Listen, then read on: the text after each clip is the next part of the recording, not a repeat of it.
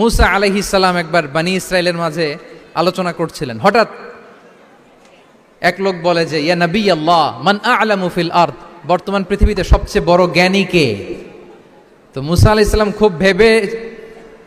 খুব বেশি ভাবনা চিন্তা না করে বলে ফেললেন আনা, আমি সবচেয়ে বড় জ্ঞানী। এটা ভুল বলেন নাই, কারণ যাকে আল্লাহ তাআলা ওহির জ্ঞানে ধন্য করেন তিনিই তো সবচেয়ে বড় জ্ঞানী।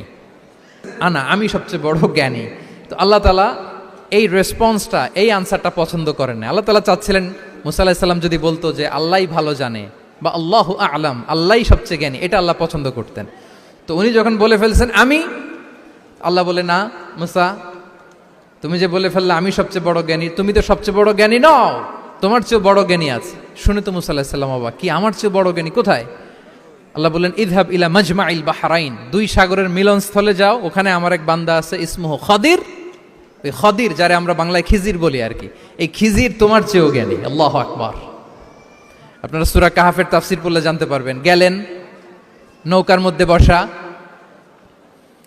হঠাৎ একটা চড়ুই পাখি এসে সাগরের পানি খাচ্ছে। অনেক, to make the long story short, বড় স্টোরিকে আমি ছোট করে বলছি। দুইজন নৌকায় বসা, একটা চড়ুই পাখি এসে সাগরের পানি খায়। তো খিজির আলাইহিস সালাম বললেন মুসা, চড়ুই পাখিটা দেখতে পাচ্ছ? মুসা আলাইহিস সালাম বললেন হ্যাঁ দেখতে পাচ্ছি। চড়ুই পাখি যে পানি খেলো এইমাত্র, এটা দেখেছো? হ্যাঁ দেখেছি। পানি খাওয়ার কারণে চড়ুই পাখির চঞ্চুতে, মানে ঠোঁটে যে একটু সাগরের ছিটে ফোটা পানি লেগেছে, দেখেছো? মুসা আলাইহিস সালাম বললেন হ্যাঁ দেখেছি। তো খিজির আলাইহিস সালাম বললেন এই যে সাগর থেকে, মহাসাগর থেকে পানি খাওয়ার কারণে চড়ুই পাখির ঠোঁটে সামান্য সাগরের ছিটে ফোটা পানি যতটুকু ঠোঁটে লেগে আছে, এটা হচ্ছে তোমার, আমার আর মহাবিশ্বে আমরা যারা আছি সবার জ্ঞান। আর এই পড়ে থাকা মহাসাগরের পানি হচ্ছে আল্লাহর জ্ঞান। চড়ুই পাখির ঠোঁটে লাগা পানি তোমার, আমার আর পৃথিবীর সবার, আমাদের যে জ্ঞান আল্লাহ দিয়েছেন এটা। আর মহাসাগরের পানিগুলো কার জ্ঞান? ওয়ামা উতিতুম মিনাল ইলমি ইল্লা কালিলা।